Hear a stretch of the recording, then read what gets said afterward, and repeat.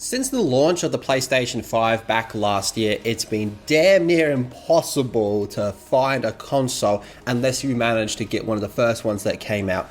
If I just jump over on Facebook, I can look that people, or most likely scalpers, are selling these consoles for up to $1,000 and some even more, which is just absolutely insanity considering they were actually selling for like $600 or something like that off the top of my head.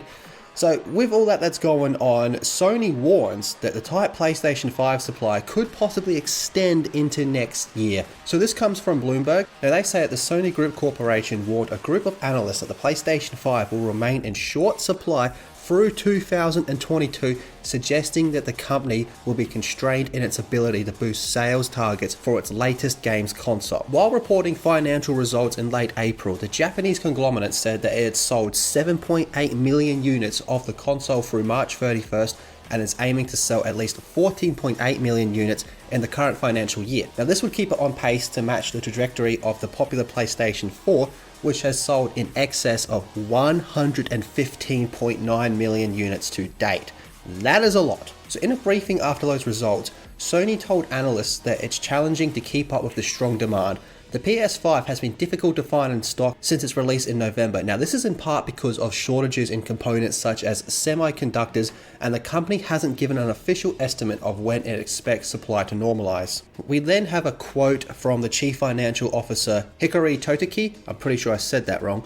But anyway, he says, "I don't think the demand is calming down this year, and even if we secure a lot more devices and produce many more units of the PlayStation 5 next year, our supply wouldn't be able to catch up with demand." Sony has also said that it would buy back up to 200 billion yen, which is 1.8 billion USD, of its own shares after reporting profit of the March quarter that fell short of analyst estimates. In forecast that operating profits would slide about 4% in its current financial year, but analysts have been weighing whether the company could extend the conservative outlook with the help of strong demand for the new console and games. Shares have dropped off about 8% since the earnings report on April 28th after rising 75% over the previous year. Hiroki Toteki then told analysts that Sony needs to ramp up the production as soon as possible to make sure there are consoles on store shelves. Demand will remain high regardless of the pandemic situation. The CFO has assured analysts wary about Sony's ability to capitalize on the stay-at-home entertainment surge triggered by lockdowns and emergency orders.